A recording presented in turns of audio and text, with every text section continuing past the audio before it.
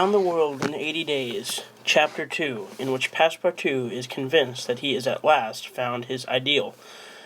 I'd like to preface this chapter by apologizing for a rather major mistake I made in the previous chapter, saying Mr. Fogg instead of Mr. Fogg. It's Phileas Fogg, like the weather phenomenon fog, but with two G's. So, yeah. Start the chapter now. "Faith," muttered Passepartout, somewhat flurried. "I've seen people at Madame Tussaud's as lively as my new master. Madame Tussaud's people, let it be said, are of wax, and are much visited in London. Speech is all that is wanting to make them human." During his brief interview with Mr. Fogg, Passepartout had been carefully observing him. He appeared to be a man of about 40 years of age, with fine, handsome features and a tall, well-shaped figure. His hair and whiskers were light, his forehead compact and unwrinkled, his face rather pale, his teeth magnificent. His countenance possessed in the highest degree of what physiognomists call repose in action, a quality of those who act rather than talk, calm and phlegmatic, with a clear eye. Mr. Fogg seemed a perfect type of that English composure which Angela Kauffmann has so skillfully represented on canvas. Seen in the various phases of his daily life, he gave the idea of being perfectly well balanced, as exactly regulated as a Leroy chronometer. Phileas Fogg, was indeed an exactitude personified, and this was betrayed even in the expression of his very hands and feet, for in men, as well as in animals, the limbs themselves are expressive of the passions. He was so exact that he was never in a hurry, always was ready, and was economical alike of his steps and his motions.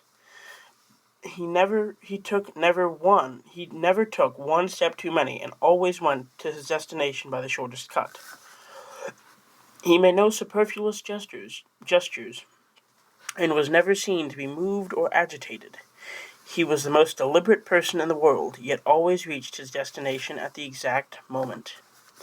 He lived alone, and, so to speak, outside of every social relation, and as he knew that in this world account must be taken of friction, and that friction retards, he never rubbed against anybody.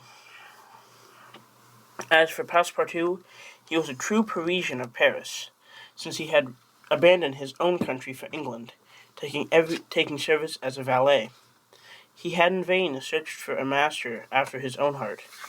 Passepartout was by no means one of those pert dunces depicted in Nuret, with a bold gaze and a nose high held in the air.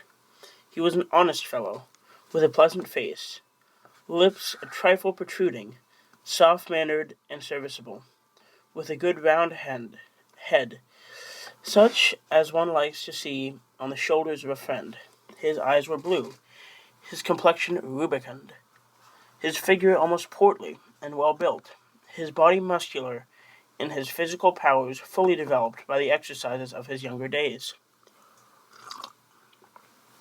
His brown hair was somewhat tumbled, for, while the ancient sculptors are said to have known 18 methods of arranging Minerva's tresses, Passepartout was familiar, but one of the dressing his own. 3 strokes of a large tooth comb completed his toilet.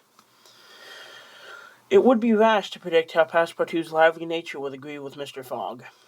It was impossible to tell whether the new servant would turn out as absolutely methodical as his master required. Experience alone could solve the question. Passepartout had been a sort of vagrant in his earlier years, and now yearned for repose. But so far he had failed to find it. Though he already served 10 English houses, he could not take root in any of these with chagrin. He found his masters invariably whimsical and irregular, constantly running about the country or on the lookout for adventure. His last master, the young Lord Longferry, Member of Parliament, after passing his nights in the Haymarket taverns, was too often brought home in the morning on the policeman's shoulders. Passepartout, desirous of respecting the gentleman whom he served, ventured a mild reminiscence of such conduct, which, being ill received, he took his leave. Hearing that Mr. Phileas Fogg was looking for a servant, and that his life was one of unbroken regularity, he neither travelled nor stayed from home overnight. He felt sure this would be the place he was after. He presented himself and was accepted, and has been seen. Half-past 11, then, Passepartout found himself alone in the house on Savile Row. He began its inspection without delay, scouring it from cellar to garret. So clean, well-arranged, solemn a mansion pleased him. It seemed to him like a snail's shell, lightened and warmed by gas, which sufficed for both these purposes. When Passepartout reached the second story, he recognized at once the room which he was to inhabit, and he was well satisfied with it. Electric bells and speaking tubes afforded communication with the lower stories, while on the mantel stood an electric clock, precisely like that in Mr. Fogg's bedchamber, both beating to the same second at the same instant. "That's good, that'll do," said Passepartout to himself.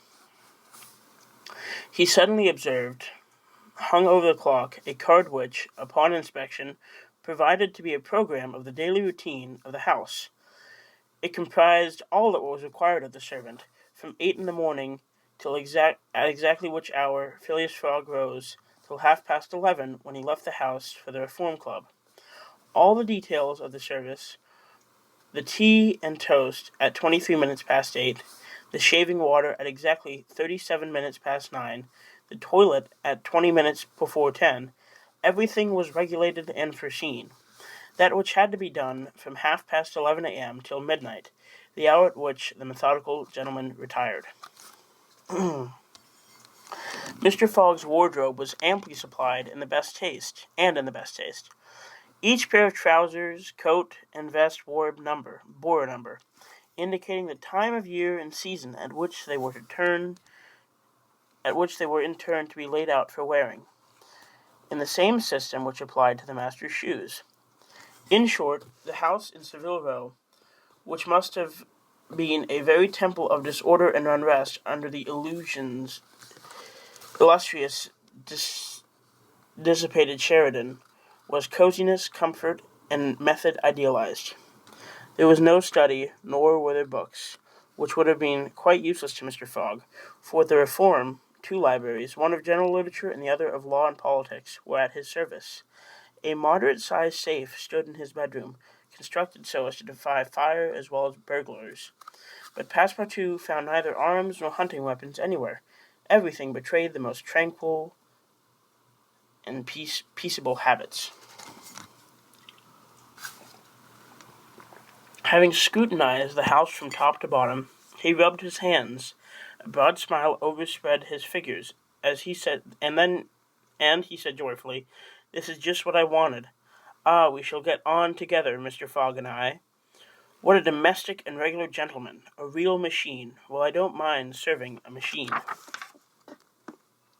That is the end of Chapter 2.